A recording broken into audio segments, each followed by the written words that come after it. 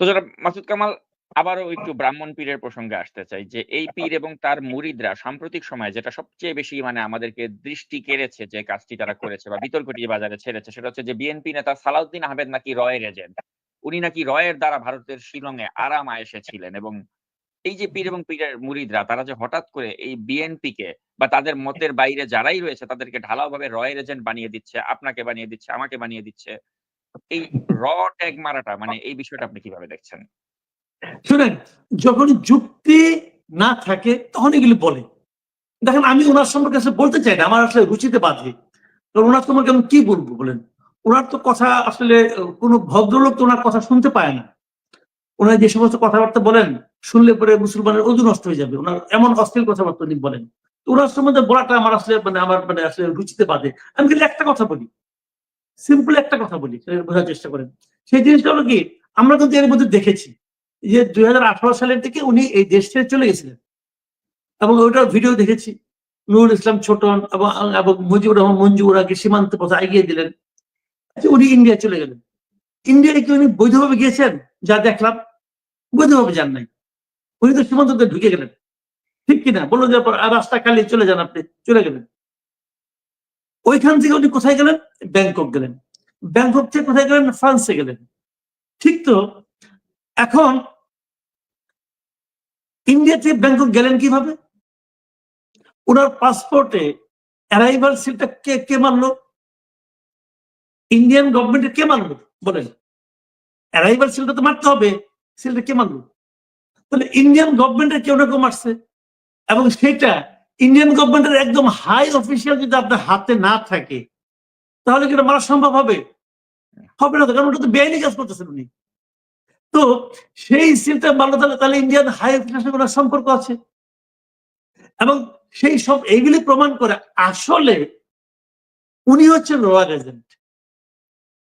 উনি, আমি এটা আগেও বলেছি, আগেও বহুবার বলেছি যে উনি যখন 32 নম্বর ভাঙার কাজটা করলেন তখনই আমি বলেছি যে এটা করার মাধ্যমে উনি আসলে হাসিনাকে বাংলাদেশে ফেরত আনার ক্ষেত্রে, ফেরত দেওয়ার ক্ষেত্রে ইন্ডিয়ার হাতে একটা যুক্তি তুলে দিলেন। ইন্ডিয়া তাকে আর ফেরত দিবে না এই কারণ থেকে। এই হলো মূল কারণটা। এবং উনি যা যা করেন এই সবই আসলে রয়ের পক্ষ হয়ে করেন বলে আমার ধারণা। আমি উদাহরণ দিয়ে বলি, ওনার প্রত্যেকটা কাজ বাংলাদেশের স্থিতিশীলতা নষ্টের জন্য। উনি সব সময় দেশের মানুষকে খেপিয়ে দিতে চান। উনি কিন্তু মেধাবী লোক, আমি ওনার মেধার খুব প্রশংসা করি। ওনার পড়াশোনা অনেক, আমার তাও কোনো সন্দেহ নাই। উনি কথা যুক্তি দিয়ে দিয়ে কথা বলেন, ভালো।